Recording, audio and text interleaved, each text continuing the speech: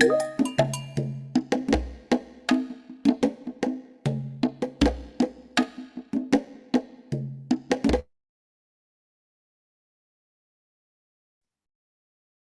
everyone. Welcome to this session today. I think we're going to get going now. Everyone has arrived. I'd like to thank and welcome you all to this session. It's my pleasure to moderate this webinar today, which is on shaping the eco-social contract, perspectives on just energy transitions from around the world, which is brought to you by the Global Research and Action Network for a New Eco-Social Contract. And also, we're glad to say, International Energy Poverty Action Week.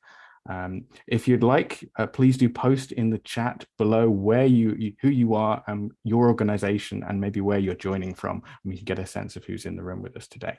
So my name is Chris Hopkins. I'm the Economic Policy Lead for the Green Economy Coalition, which is a co-convener of the Action Network, along with the UN Research Institute for Sustainable Development, UNRISD. And I'm really excited for this conversation today, which has come out of the working group, which I chair in the Eco-Social Network, and we're exploring different ideas for transforming economies, transforming societies, and as part of thinking about how the eco-social contract between people, governments, and nature can evolve and reform. So the working group has been doing some thinking in the last year about just energy transitions and what place they have in this wider work and this wider conversation we're doing around reforming eco-social contracts between people and between states and governments. And that has coalesced into a briefing paper on energy transitions written by Carlos Villaseñor, who is our lead speaker today for this webinar, and that has seeded the conversation on and this discussion that we're going to be having together. So Carlos, who's with us, is a project manager at the Ombudsman Energía Mexico, and brought some great examples of energy justice debates that are going on in Mexico into that briefing which you wrote and that paper. I hope we can get some links to that briefing going in the chat so you can all go away and read that if you haven't already. So yeah, you're very, very welcome, Carlos. As a network and as a working group, we wanted to take a real global and comparative approach to exploring just energy transitions and that theme with you today. This webinar is trying to explore that a bit more. What are the practical and social challenges of energy just transition and moving towards renewable energy sources in different countries, in different regions, and how those experiences vary? It's a journey that we're all on, but there's aspects of the transition in the global south that we really want to surface and emphasize today, which we've been thinking about. So we're very fortunate today that we've not just got Carlos speaking to us about his paper and his work, but we've also got a panel of speakers with deep expertise and experience on just transitions from different places around the world, and they're going to be speaking about that a bit later on. I'm really grateful for them for joining.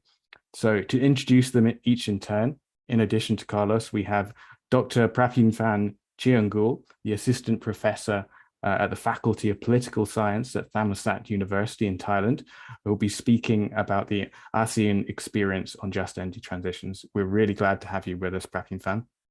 Next, we have Abel Gaya, who's the Director of Energy Access at Clean Tech Hub Nigeria, and he'll be speaking on Nigeria's own just energy transition experience and some of the efforts there to ensure no one is left behind. So thank you, Abel.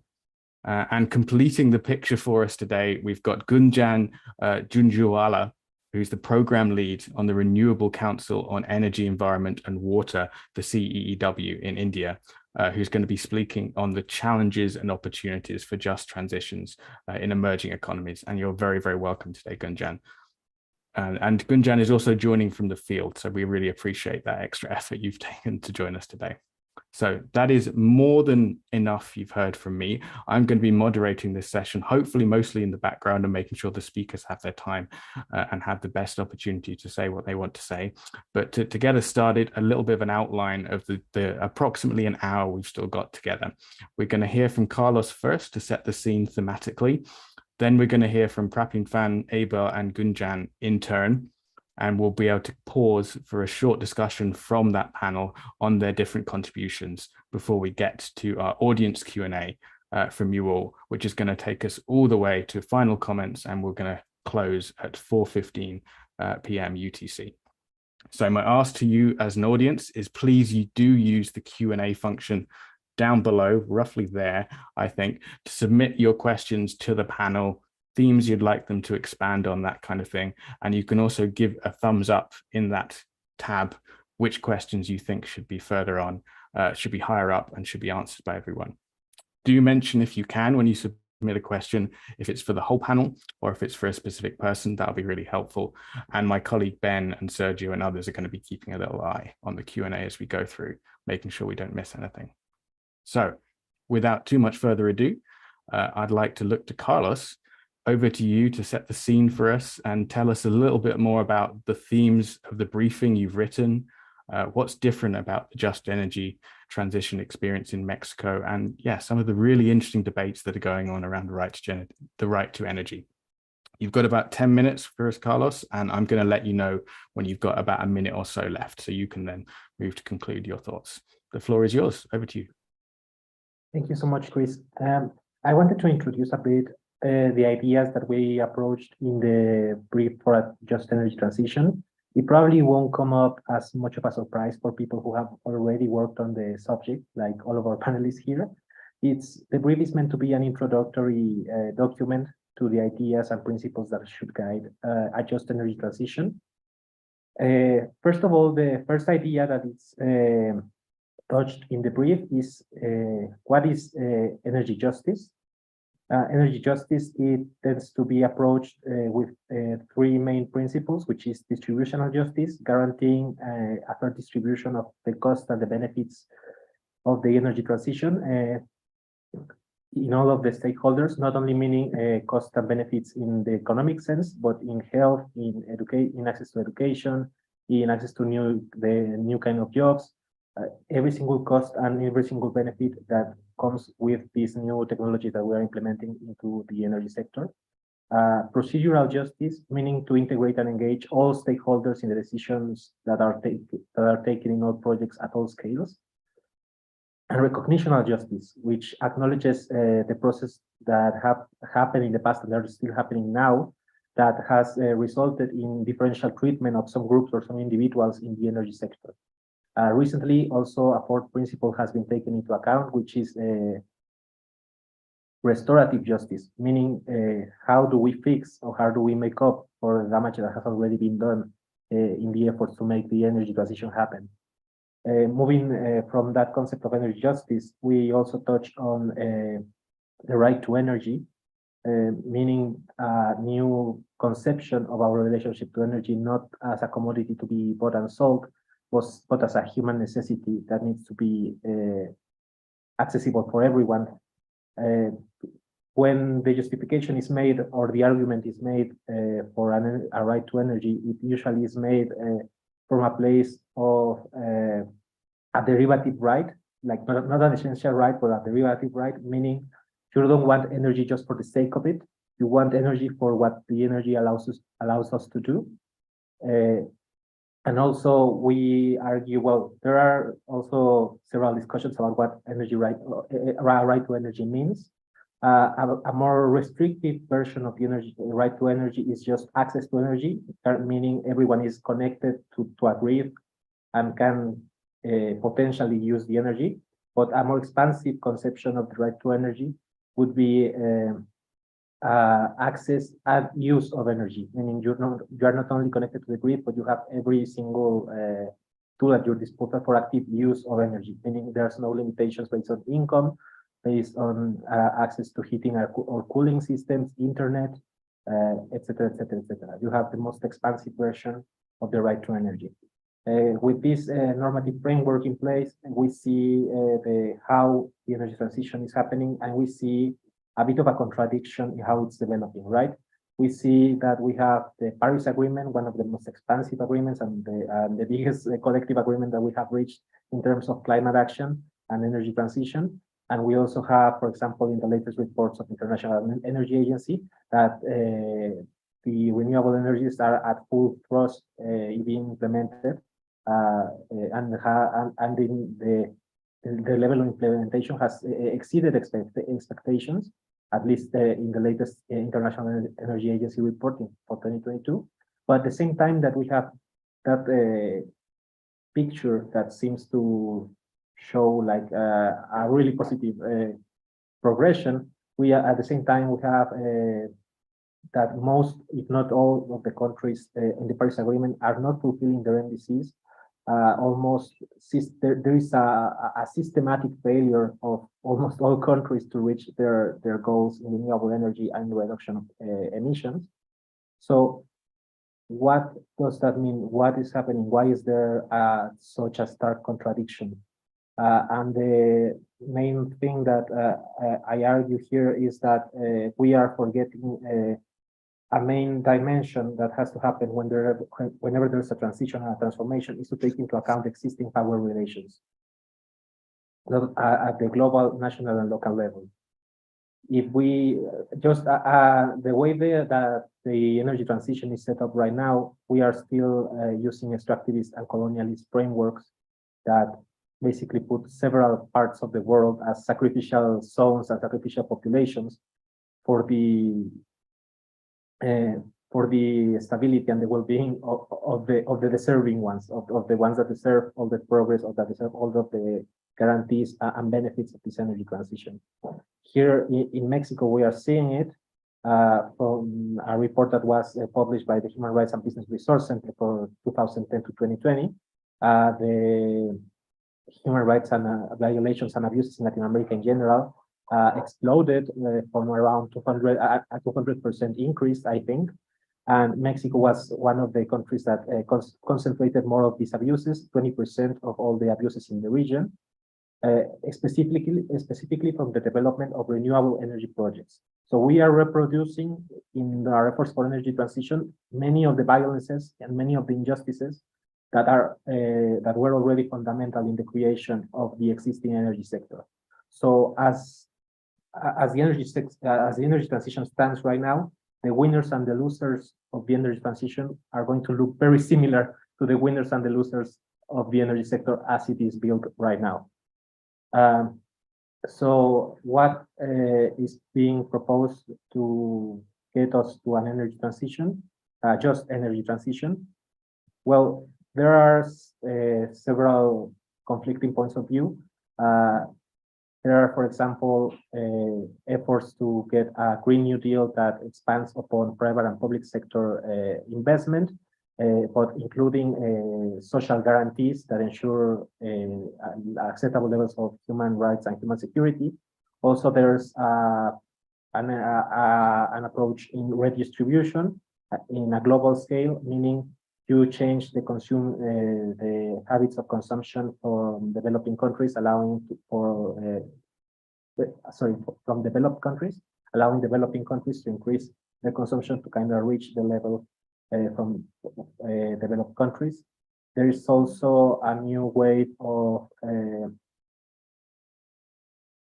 support for decentralizing the energy sector. Distributed energy and self-generation are also big tools that have been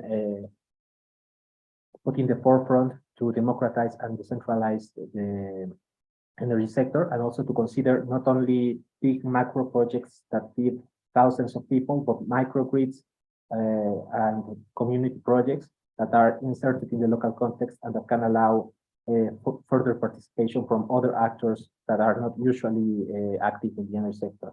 Because as we know, most of us are usually passive actors in how the sector develops.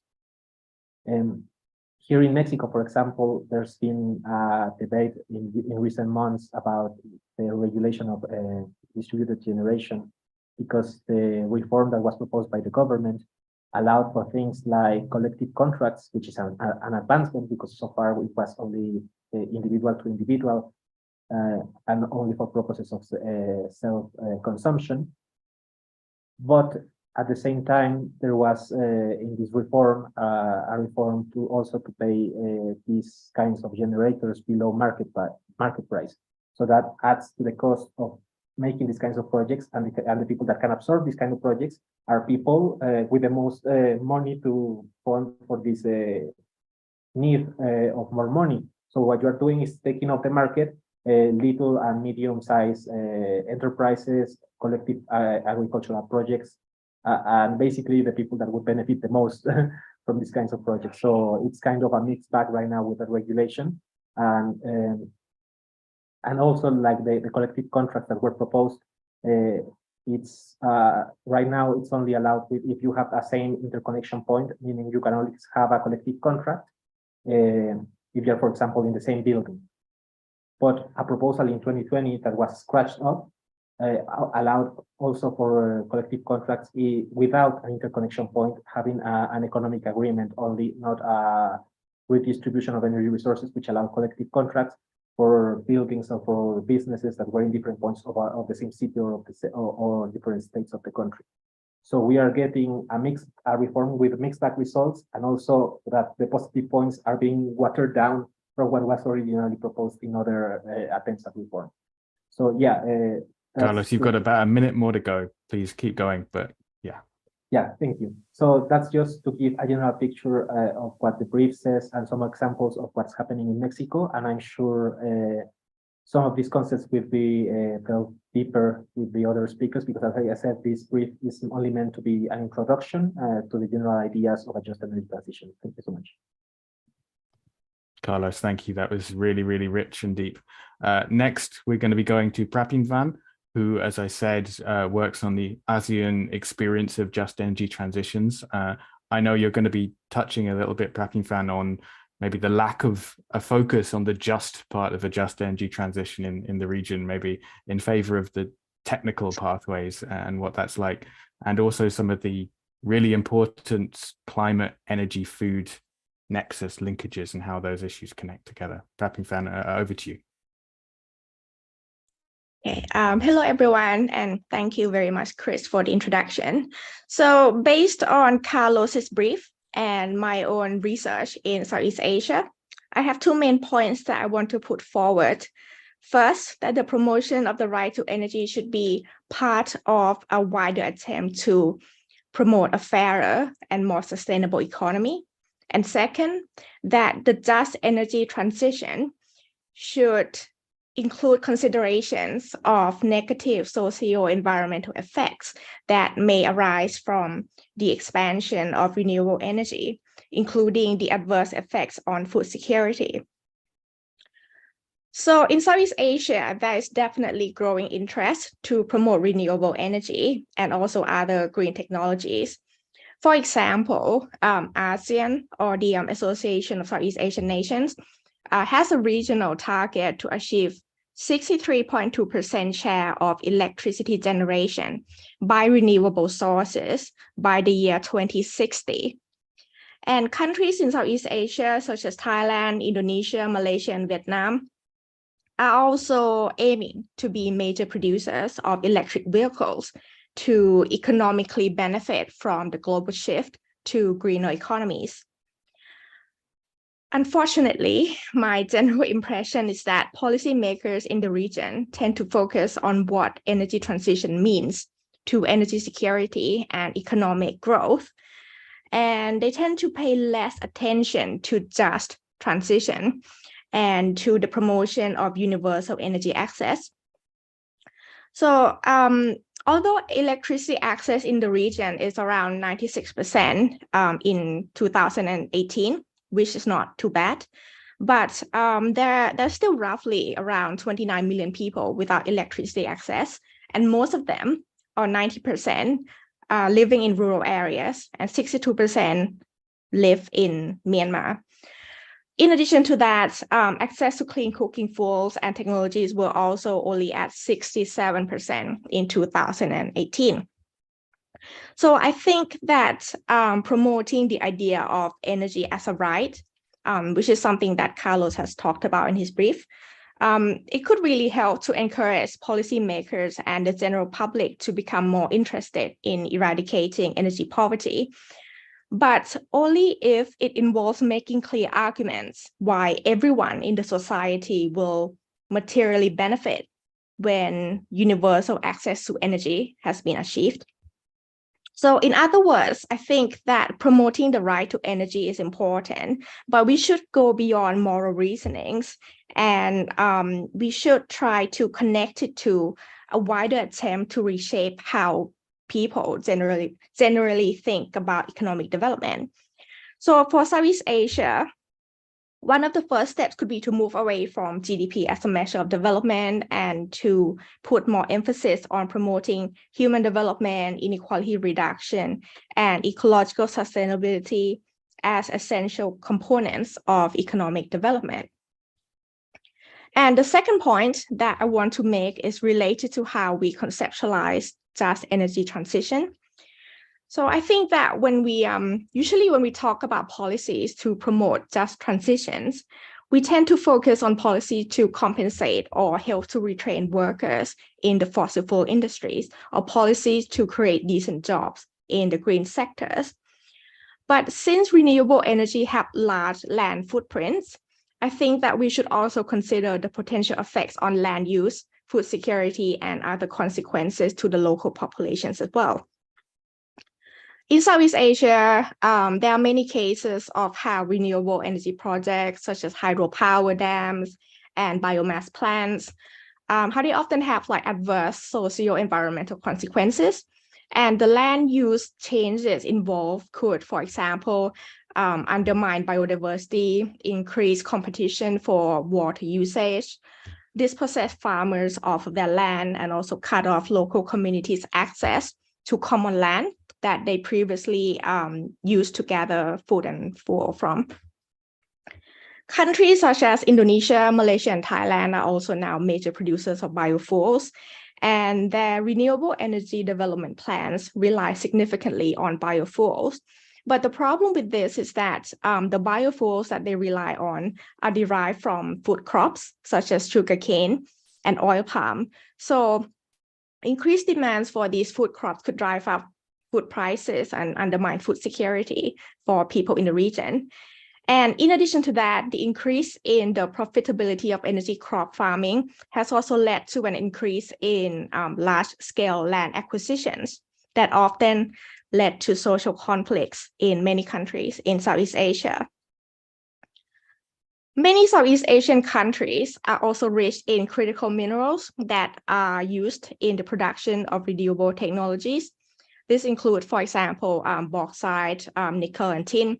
So without rigorous environmental and social impact assessment, which is often the case in this region, increased mining of these minerals is likely to harm the environment and local communities and perhaps exacerbate pre-existing inequality even further. So overall, I think that these examples suggest that just energy transition should also consider socio-environmental effects in other sectors, such as agriculture and mining. In terms of policies, we can, for example, support research to minimize the land footprints of renewable energy, such as agrivoltaic systems or solar sharing, where solar panels are integrated with farmlands.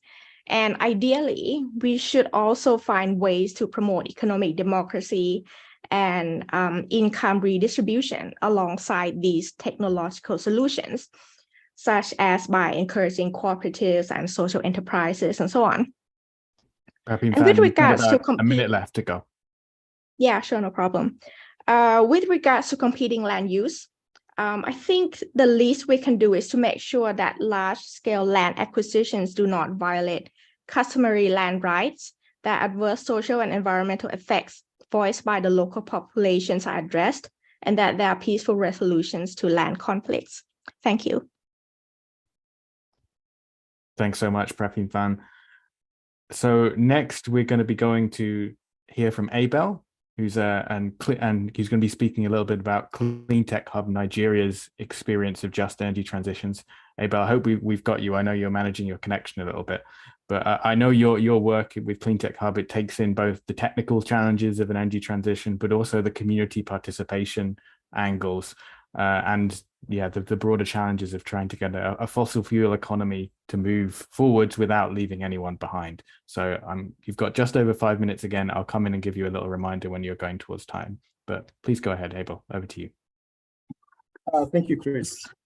So within Nigeria, the default position, the starting point was an energy sector that was highly centralized and we had a power authority which led the entire distribution system, transmission and generation of electricity. But then its failure is what prompted the privatization of the sector, and eventually, with the rise of sentiments and funding for solar power and clean energy, we had the government take more initiative in looking to a more decentralized or a plural system. So the integrated energy planning method of saying, okay, the unelectrified population in Nigeria will be best served at a least cost method through grid extension for about 31% of that population, which is high, about 47% of Nigeria's population. And the rest will be served by off-grid methods. So the interest in clean energy in the transition has largely been driven by the failure of the past methods for expanding electricity, and almost the same with all other systems. So Nigeria has a broader energy crisis in general.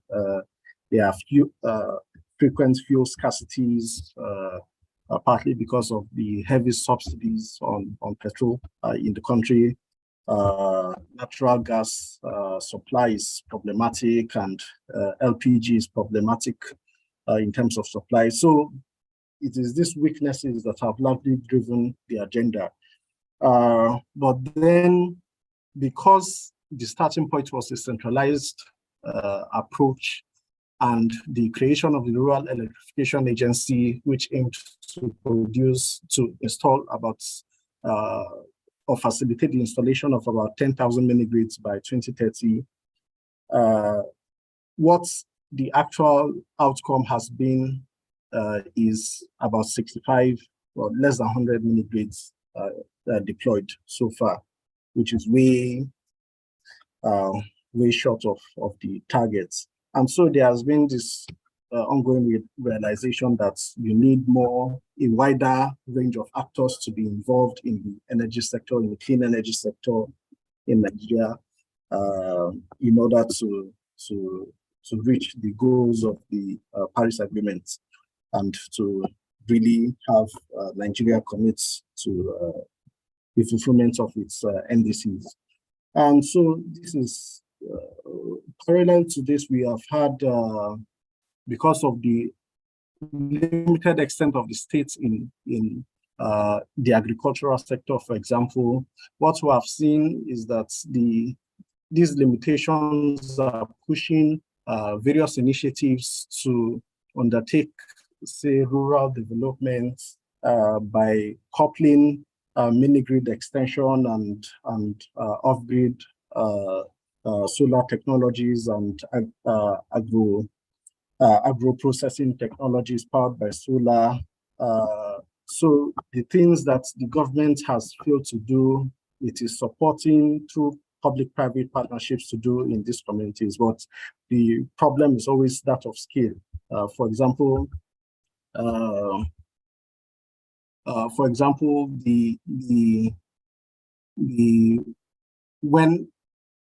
when institutions, private institutions and NGOs are supported to, say, install mini-grids across the country, okay, when you install the mini-grid, you have the problem of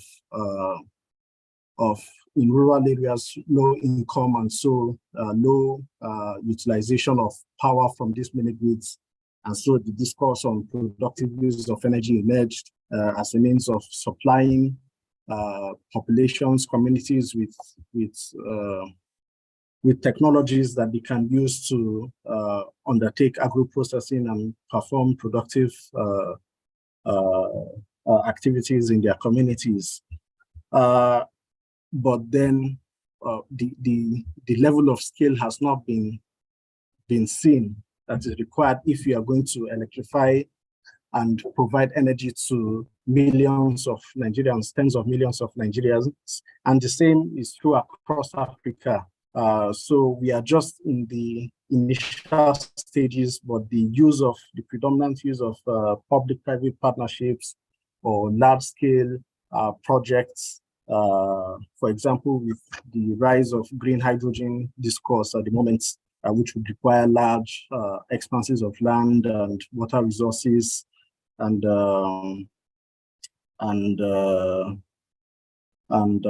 other resources that may mean competition with communities in remote areas. There's a rise in sentiments that this may be problematic, especially in the present case whereby the labor unions are weak. There's no hegemonic left. Let me not use the term, but left wing interests to defend against encroachment by large scale projects and to inform more communitarian attempts at scaling these things. So the REA, for example, has tried to have rural electricity users, cooperative societies, which would govern these mini grids, but then the actual outcomes of this is limited. And so one of the things that CTH is also doing and is piloting, since all the centralized attempts to deploy these mini grids in these communities through the Rural Electrification Agency, through PPPs. You go to the community, you do the energy audits, you install the mini grids, but you have not even talked to the state government. Even the only thing that the community does is to sign a land lease agreement, and in most cases there are no community cooperatives to look after the mini grid. And okay, so you've got about a minute to go, if that's okay. Thanks. Okay, thank you.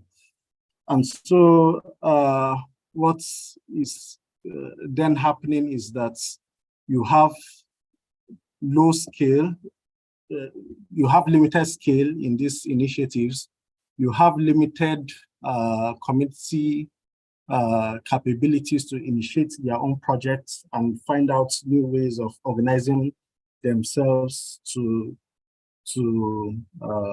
facilitate installation and govern these technologies in their communities. And you have no centralized level solidaristic movements to champion the interests of these. So we have had little engagement with the Nigerian Labour Congress on the Nigerian Energy Transition Plan, for example. So at these three levels, on top of the level of the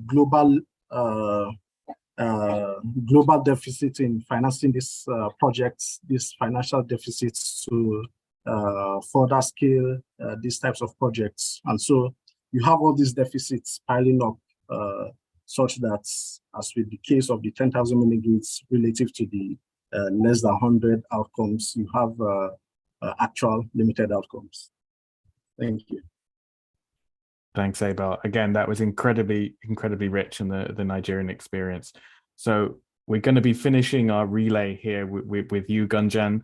I know your work takes in both kind of the challenges and the opportunities of just energy transitions in emerging economies, especially in India, and that, you know, moving between energy systems is it's a whole economy transformation in that context. We've already heard quite a lot about that. Can you tell us a little bit more about your angle on this? So over to you. Yeah, you've got just over 5 minutes. I'll give you a time warning. Thanks so much. Thanks, Chris. Thanks for inviting me to be a part of this panel, and hi to a very global audience. Looks like I was just checking who all are attending. So thank you for tuning in. Chris has been very generous in the introduction, but I'd also like to introduce the organization I work with, just so you know where some of the thinking is coming from. Sorry, I also got a bit of flu. So I work at the Council on Energy, Environment and Water, which is one of Asia's leading think tanks on climate policy advice. We work very closely with central and state governments in India. And as you know, India is hosting the G20 presidency this year. So we're the technical advisors to about 11 ministries there. But to come to the discussion today, I think we heard some really interesting points from fellow panelists and also some very interesting questions. So I hope what I have to say covers some of your questions. The biggest point that I'd like to make here is that for emerging economies, we cannot think of just energy transitions as a simple replacement of one energy source with another energy source. This is not simply a technology conversation, but like Chris was pointing out, a very solidly economic transformation problem that emerging economies that are also, whose revenues are heavily dependent on fossil fuels, need to solve for. The first is that, especially what India is looking at, is something called a double leapfrog. It's looking at an expanding energy demand as it is, as it grows its economy, and while at the same time also looking to move to a whole different green energy transition, both of which requires finance and solid policy backing. So, sorry, Chris, you give me 30 seconds extra for that. So what this then means is for emerging economies that are fossil fuel, whose revenues are fossil fuel dependent, let's take a minute and break that down. By what we mean by that is there will be regional, say in India, there are states, right? So we've got the central government and we've got state governments. So state governments, there are certain fossil fuel rich states. And these states their revenues depend on fossil fuel. They also have shared revenues with the central government, which is then used to say, you know, it contributes to our public finance and is used to also say make social security expenditures year on year by the central government. To give you another example, the extra charging of freight to transport fossil fuels is used to subsidize passenger freight, passenger fares in India by the national railways. And so and these are all, solving for any of these is not simply a policy problem to solve, right? Because we are a democratic country, and these are very sensitive issues.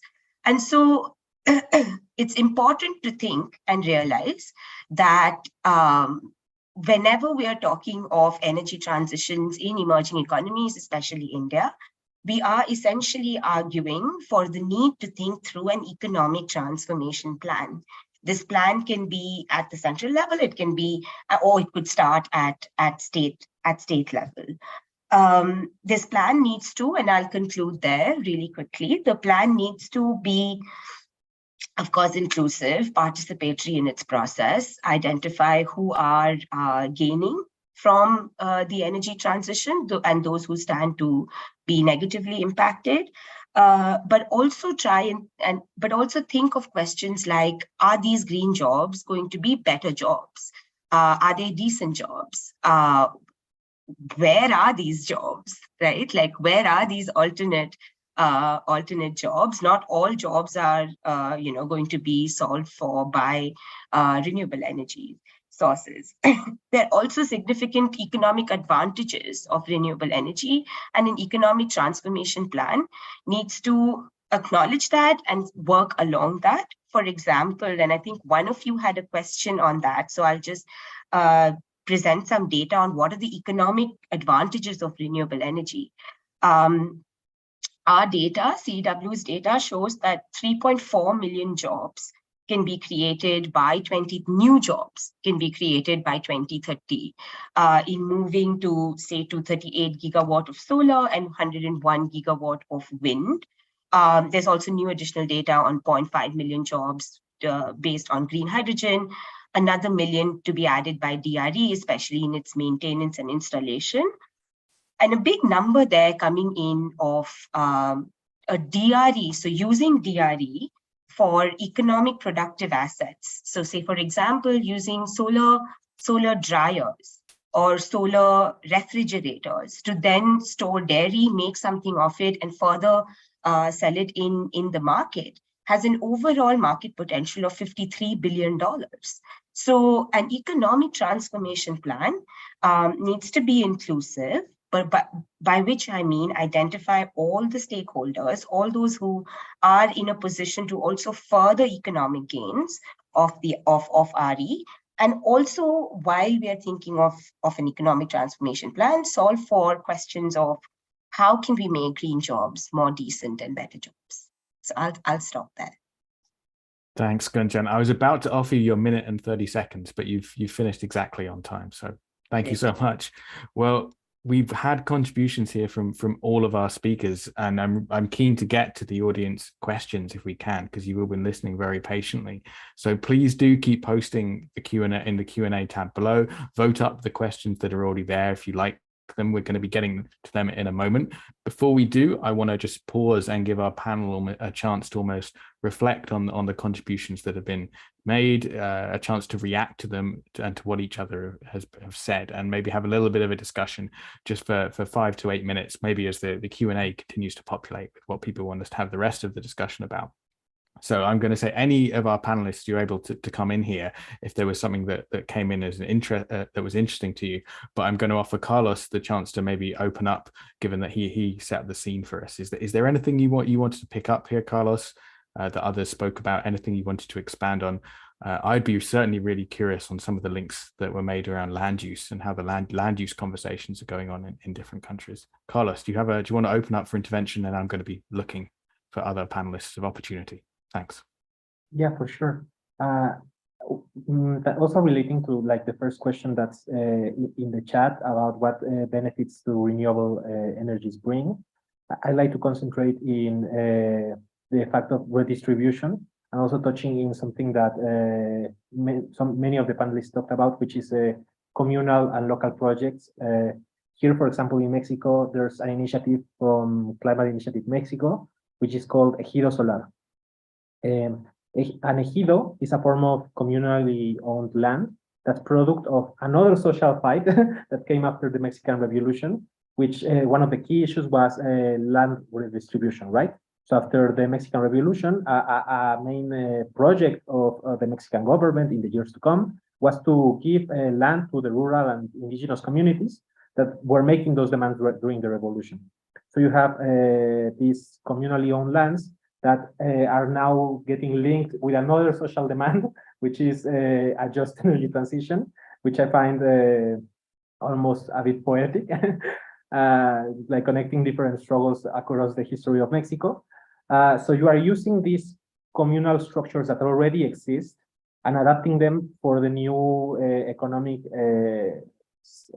schemes and social schemes that you want to put in place, right? As Prapin Pham said, you can give it a million different uses. Like that ejido can be used exclusively to train the community in the creation and maintenance of the energy project. You can combine it so that you can mix the existing agricultural practices with the use of renewable energy sources, and you can create an endless way of new different ways to do business. And also it's very important here, specifically here in Mexico, because when there was a wave of deregulation across the world, you know, after the late 70s and the beginning of the 80s, one of the part of that deregulation was in the ejidos, which because before the communally owned land couldn't be sold and could only be used for agricultural purposes. After 1994, these community-owned lands could be sold and could be used for other purposes. And one of the main purposes that have been used is for energy projects. A lot of energy projects in Mexico are built in ejido land.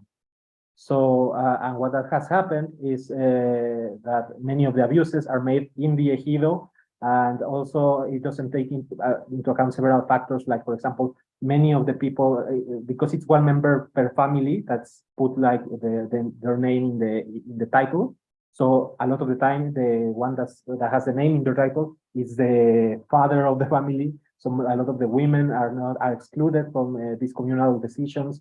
So there were a lot of issues around how the energy sector had related with the ejido, and projects like this ejido solar could mean a new way for ejidatarios to seize this energy transition for themselves and to take advantage, and not only be someone who is there to sell their land or to be or for the land to be used for these energy projects. That would be my first comment in the second round. Thanks, Carlos. That's a really, really interesting contribution. I'm going to say, does anyone want to come in and build on Carlos's point or take us in another direction?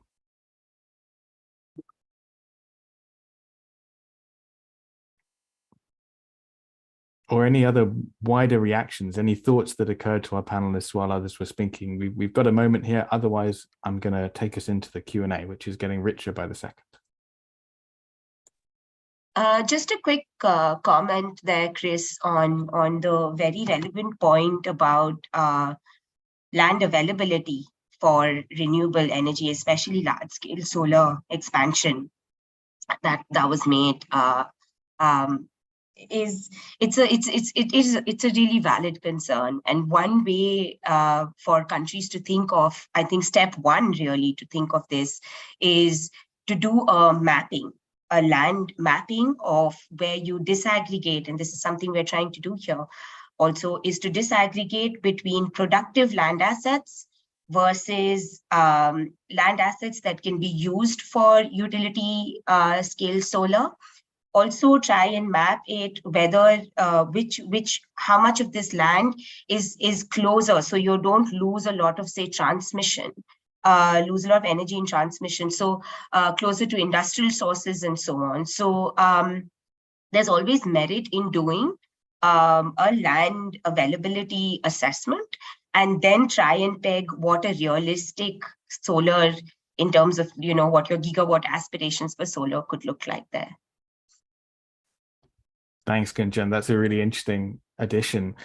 And yeah, the land use question, I think, is kind of cuts through this entire debate. It gets extremely practical when land is at stake and there are multiple uses of that land. So yeah, Carlos, what you were drawing in from the history of the contention around that in Mexico, I think, is really clear. I'm going to move us on to the Q&A in just a moment, but I'm going to push in one quick question first, which is to see if we can take a gender lens for a moment on energy transitions, and if anyone wants to chime in on this one. And one thing that we heard in the working group when we were discussing the framing of this webinar was this sense that when you give women in particular, you know, access to renewable energy, and one example that was given was solar biomass, but it could be others as well, it tends to impact a whole cascade across the community and in society. And I'm curious as to whether or not any of our speakers see a similar pattern where they work, or maybe there's a different experience. If anyone wants to come in and comment on that.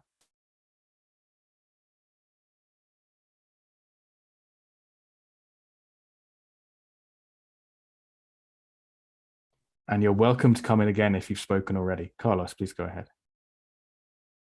Well, here specifically in Mexico, I think the energy sector is one of the most segregated by gender that there are. If you see the data of INMujeres, which is the National Institute for Women here in Mexico, you see that women are outperforming men in almost every single category, except engineering, for example. Engineering, there's a gender gap, enormous gender gap, like only 27%, I think, of the people that study engineering in Mexico is a woman. And then when you see it in the workforce, it reduces to around from 27 to around 12%. So not only are you having a big segregation by gender, but you are having a leaky pipeline where you are even losing people from the university, the school, to the workplace, and then even more to decision-making positions. And not only in the workforce, but only, as I said, like, for example, with the project of the ejido solar, where, for example, in these communally owned lands, women are routinely excluded because their name are not in the title of the land.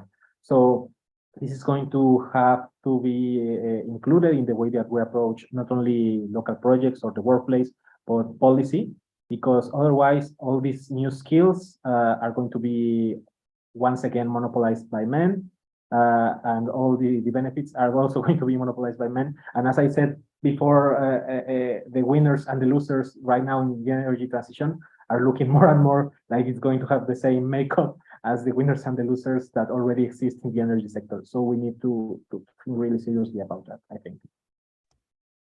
Thanks so much, Carlos. I'm going to pause for a moment in case anyone else wants to come in. Gunjan. Thanks, Chris. And I promise not to hog all the talk time. So I just wanted to highlight on the gender point.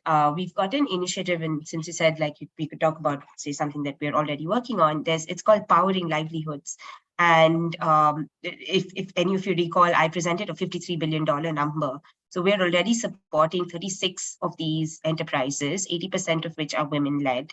And the opportunity for expanding energy access, and that to renewable energy access, to women in rural settings, so for micro enterprises, is we're seeing an increased spends towards the household. So there's like say an overall higher nutritional intake within the household, better repayment rates, and overall economic empowerment of women. So the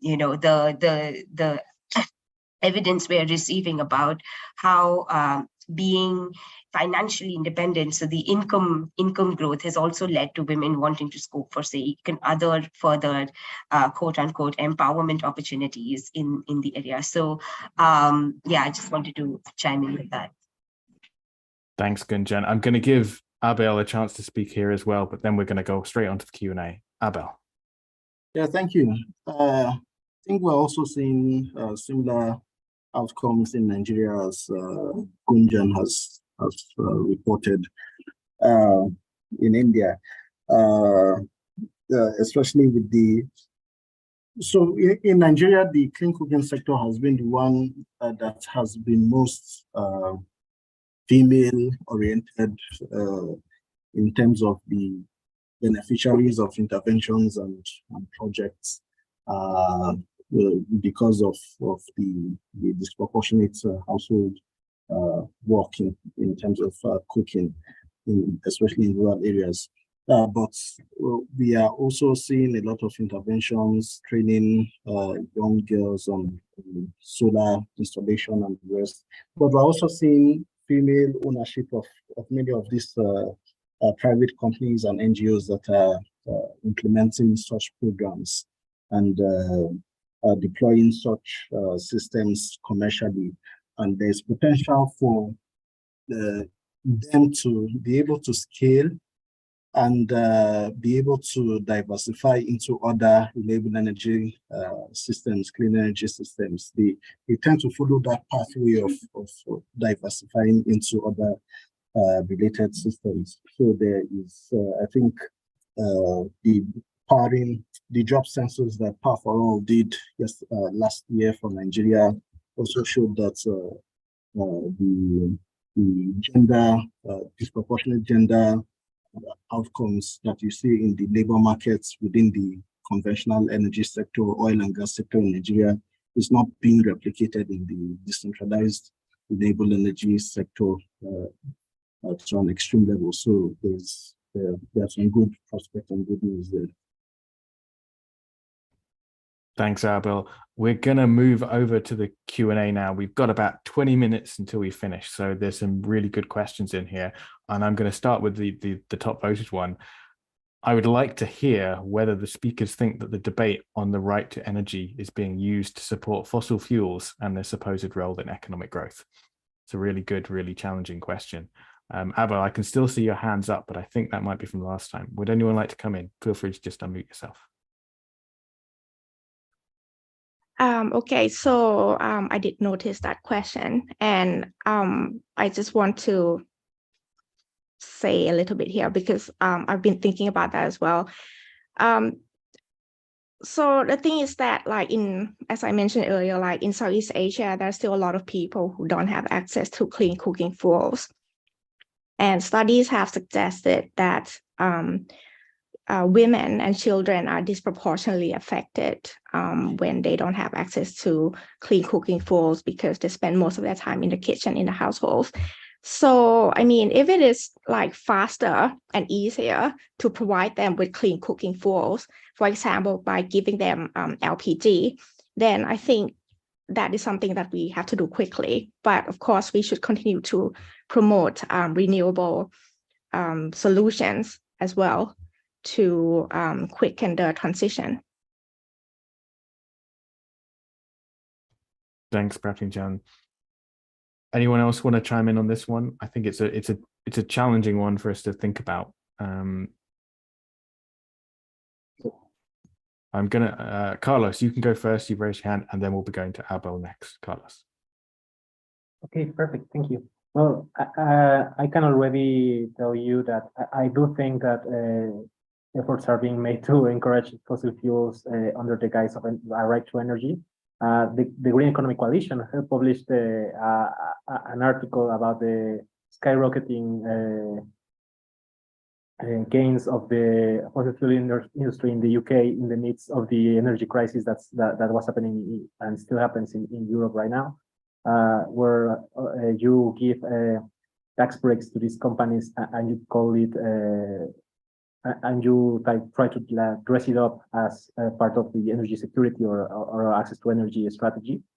When there have been other kinds of strategies where you ramp up or you increment the implementation of renewable energies to make up for the fact that you have a deficit in the energy supply. Also, what I find funny is that they use the right to energy to promote this kind of energies without formalizing a right to energy. There's no country that formally acknowledges a right to energy. The closest thing we have, I think, it's something like the Clean Energy for All package of the European Union. That still is not a formal acknowledgement of the right to energy. It's not in the constitution or in the laws of any member country. So it becomes a discursive tool because you are not actually putting it in the legislation. You are not making any, because one of the things that is established in the right to energy literature is that you have to put the characteristics of the right to energy in order to know what kind of right it is. Like you want it to be affordable, you want it to be sustainable, you want it to be clean, you want it to be reliable. If those characteristics are not formalized and put into law, you can say the right to energy is whatever you want to is.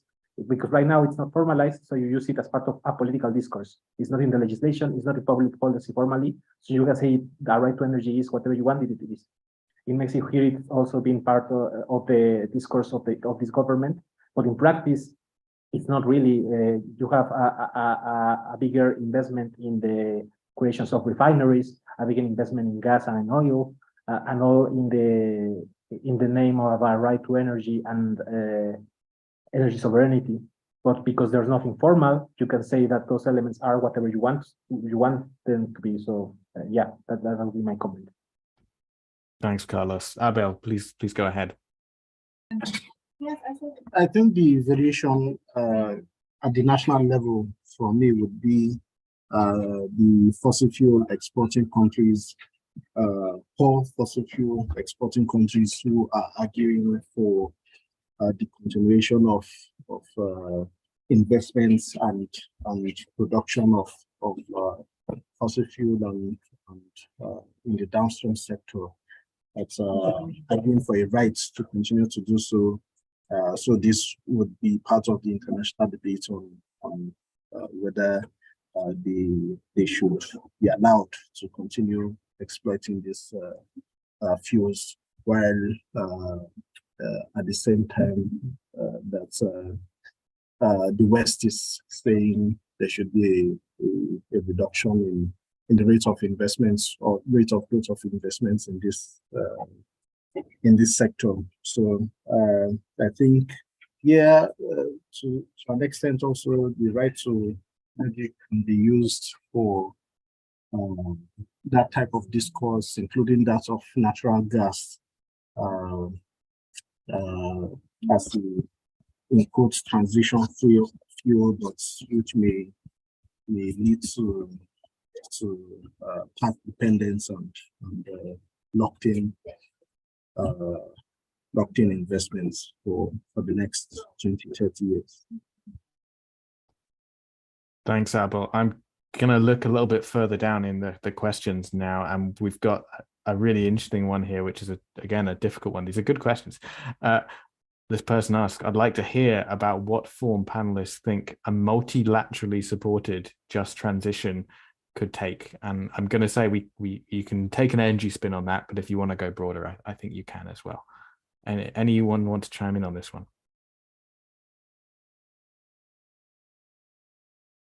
Prafin Fan, please go ahead. Okay.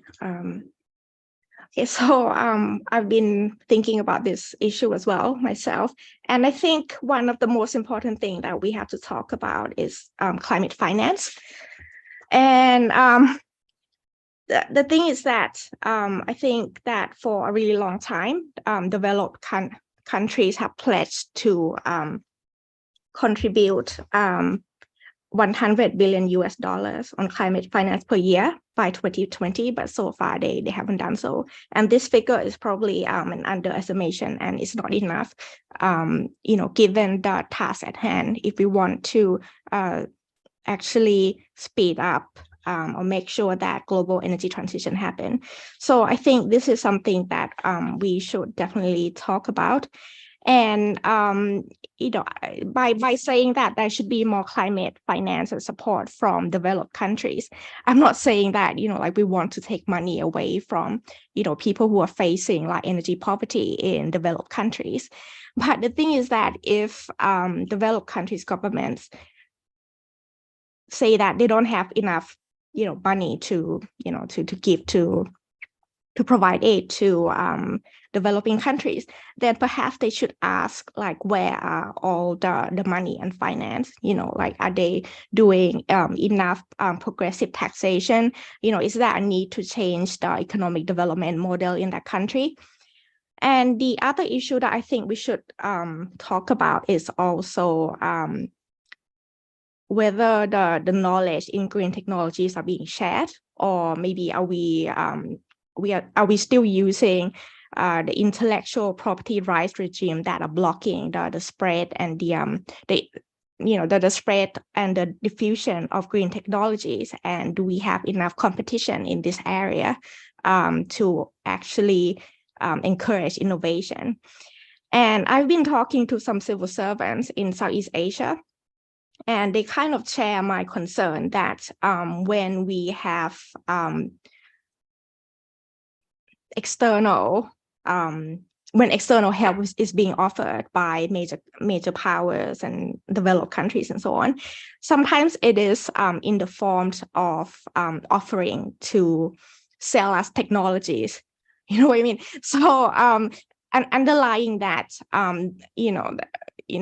there is still this concern in developed countries that they want to take advantage of the green economy and to be in a position where they could benefit from the competitive advantage of developing the green technologies first. So I mean, I think at this point, only some countries are in good enough positions to actually implement green transitions in that country, let alone just transitions, right? So for the rest of us, for other people in most developing countries, it's the chance of that happening on a macro scale, that's very slim. Okay, and I think there are also other issues that we need to talk about as well, but I don't want to take up too much time. So thanks, Prafin. That's very considerate. Anyone else want to come in on this question? Otherwise, there's some further really good questions as well.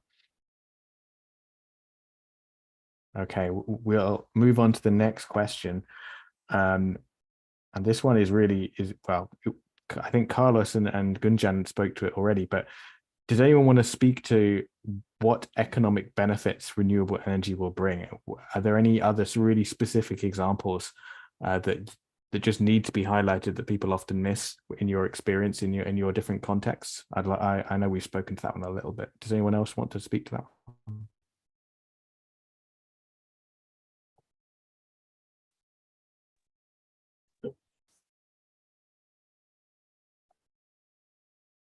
Abel, please go ahead. And then I'm going to try and digest the really long question after that. Go ahead, Abel. Okay, yeah, there are a range of economic benefits that have been demonstrated time and again in terms of jobs. For example, in Nigeria, oil and gas exporting country, the decentralized renewable energy sector has created about 50,000 jobs so far, whereas in the capital intensive oil and gas sector, it's about 70,000. So it is projected to surpass that in a few years. There are also benefits such as maybe at the community level, for example, it's improved access to electricity.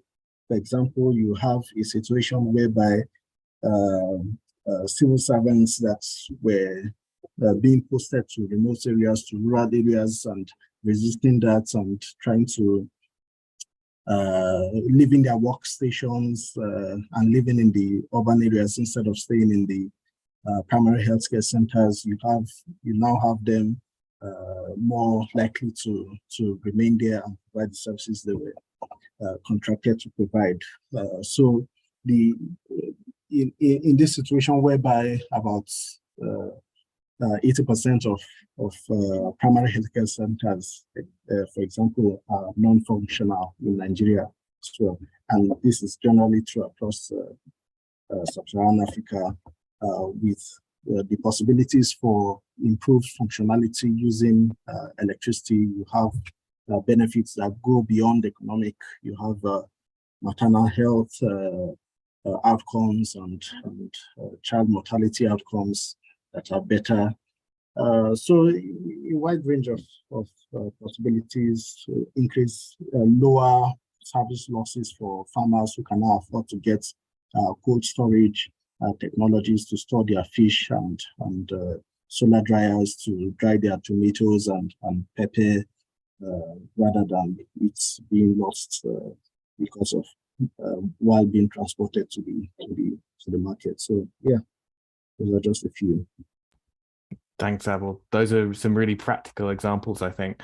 And I've been digesting this really good but long question we've got here on the challenges of a just transition framing and how that is being digested in the West. I'm going to try and synthesize it a little bit, which is to say that where there are challenges to get developed countries and those in the West to voluntarily undertake an energy transition, where there's fuel poverty, Pravyam Pan already spoke to this a little. The questioner says, is it not better to start with delivering social justice and proper social conditions and then add energy on top, rather than maybe combine them together in an energy justice frame? Kind of challenging our thinking a little bit. Does anyone want to speak to that one? Carlos, please go ahead. I thought you might. Yeah, I think that, well, what I like about the framework of a just energy transition is that it can't be thought just in terms of energy. It has to be thought in terms of social justice and economics. So I think what the just energy transition can make is precisely be the jumping point for a bigger and broader rethinking of our economic and social systems. Because, for example, in Mexico, we have one of the big problems that we've had is that we haven't been able to move the needle on poverty in the country for the last 30 years. If you look at the statistics, 50% of the country lives below the poverty line. And the only percentage of the country that doesn't live in poverty or in risk of falling in poverty, you know, if you have a couple of bad days, you will fall into poverty. It's around 25% of the population. So it's a very low percentage. If 75% of your population lives in poverty or in risk of falling into poverty, you have a problem. And if you haven't been able to move the needle in the last 30 years, you are doing something wrong. And I think that the climate crisis context and the energy transition context is a way to promote maybe stronger incentives for social policy that hasn't been present in the country before. So I think a just energy transition can be a catalyst for rethinking the way we think about social policy and social justice. Because also one of the problems in Mexico, another, is low fiscal contributions. The taxes that the Mexican state holds is around 70% of the GDP, which is low even for Latin America. So you don't have the resources to make effective public social policy or effective energy policy. So if you want to address your the climate change crisis, you are eventually going to tackle the tax problem, because otherwise you won't be able to do it effectively. So I think it's related.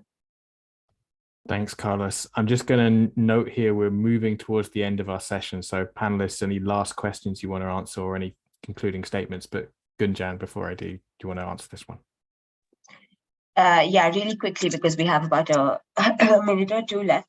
How I see the response to the question is a lot of our climate policy or climate efforts can be seen as either the efforts are towards the technology, the finance for the technology, and the people related to the technology, those who need to be adopting to it and those who are going to be impacted by it. And so for me, it's not why we need that technology to even start thinking about what kind of finance, what scale of finance, who are those, who are the people. So in one way, there is some sort of a linear progression, but it doesn't mean that we are often always thinking of people, quote unquote people, right at the end, because there is a very implicit understanding. And I think that's one of the biggest impetus for just energy transitions is without solving for the people problem, you're not going to achieve your net zero commitments at the speed and scale at which you want to do. So I'll just stop there. Thank you, Gunjan. That was an incisive contribution. So I'm going to say this is a moment for last contributions from our panelists. Anything that you have, a burning issue you want to address, something that you don't think we've covered adequately so far, you've got a moment to come back in. I'm going to say this is extended to everyone, but you do only have 30 seconds. You've got to be really tight on this one. So Abel, you've got your hand up. I'm going to go to you first. Okay, 10 seconds. So at the international level, I want to remind us that the international context in which this conversation has emerged was before the rise of neoliberalism. So with the 1992 Rio Summit, 1997 Kyoto Protocol, all these things, these were the periods where structural adjustment programs in Africa and Latin America were emerging, the fall of the USSR, the rise of the palliative economics, as Eric Reinhardt calls it, of the Millennium Development Goals, Thatcherism, Reaganism. And so unlike the previous period where it was possible for the US to launch the Marshall Plan, and then the USSR came up with the Molotov Plan to counter that, and the Council for Mutual Economic Assistance. Jayati Ghosh was complaining some time ago of the problem of vaccine hoarding during COVID-19 period, and how she grew up in a time when People of the World Unites was a proclamation, but then there was no strong global movement to drive this agenda. So that is the context we face when we're talking of climate finance and all these things. There's no counter-hegemonic force at the global level to create pressure for these things, unfortunately. Thanks, Abel. That's suitably big picture to close, I think. Pratham Fan, do you want to come in? Hi, so very quickly now. So I didn't get a chance to expand it on a lot of the points I made, but if you are interested to learn more about climate change in Southeast Asia, please check out publications by the ICS USOP Ishak Institute in Singapore. Thank you. Thanks, Pratham Fan. And yeah, if you're interested in any of our speakers, their details are on the webinar page. You'll be able to see them there. And if you have any further questions, we can put you in touch. We can get all of their documents out to you. I'm going to look to Gunjan and Carlos. I don't see a hand up. Are you guys happy? We're happy. I mean, I'm happy. Sorry, Carlos. I didn't want to speak on your behalf. I'm glad you're happy, Gunjan. Carlos, are you also happy?